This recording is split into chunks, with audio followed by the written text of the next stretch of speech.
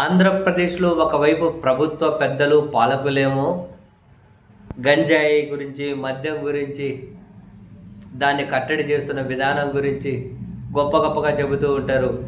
అటు ప్రతిపక్ష వైఎస్ఆర్ కాంగ్రెస్ పార్టీ నిరసనలు, ర్యాలీలో పాల్గొనే వాళ్ళేమో మద్యం బ్యాచ్, గంజాయి బ్యాచ్ అని వాళ్ళ మీదేమో వరుసబెట్టి విమర్శలు, నిందలు వేస్తూ ఉంటారు. కానీ క్షేత్రస్థాయిలో జరిగేదేమో భిన్నంగా ఉంటది. పోలీసులు అంటే ఏకంగా ఎస్ఐల కార్లలోనే గంజాయి మద్యం దొరుకుతది. తాడిపత్రి దగ్గరైతే ఒక లారీ నిండా 400 ఫుల్ బాటిల్ల గోవా మద్యం దొరుకుతది. ఇంక అంతకుముందు తెలుగుదేశం పార్టీ ఎమ్మెల్యేగా పోటీ చేసిన వ్యక్తి తెలుగుదేశం పార్టీ వాళ్ళే చిత్తూరు జిల్లాలో తంబలపల్లి దగ్గర ఏకంగా నకిలీ మద్యం కంపెనీనే పెట్టిన ఆ కథలు మనం చూసాం. ఏం జరుగుతుంది ఏపీలో?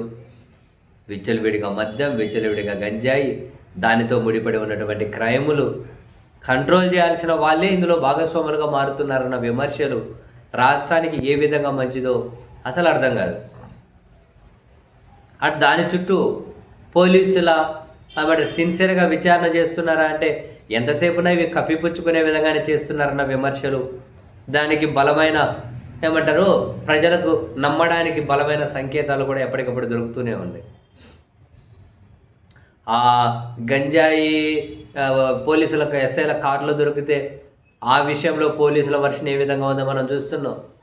ఆడు చూడండి, తాడిపత్రి దగ్గర 400 ఫుల్ బాటిల్ దొరికితే ఆ లారీ పట్టుకున్నారంట, కానీ నిందితులు వారిపోయారంట.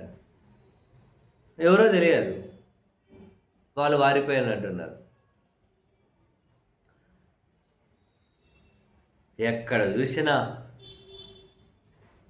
లకిలీ మద్యం అంటారు, విదేశాల నుంచి వచ్చి వేరే రాష్ట్రాల నుంచి తెచ్చి మద్యం మాఫియా అంటారు, అక్రమ మద్యం అంటారు. అసలు ఏంది ఇదంతా? అక్రమ మైనింగ్ అంటారు, గంజాయి ఏమో పోలీసులు గంజాయి కలిసిమెలిసి కనిపిస్తారు. ఎట్లా అసలు ఇవన్నీ మంచి పరిణామాలు? రాష్ట్రానికి దీనివల్ల ఎట్లా మంచి జరుగుతుంది? కనీసం ఇటువంటి విషయాలైనా వ్యవస్థలు నిజాయితీగా ఎందుకు పని చేయవు?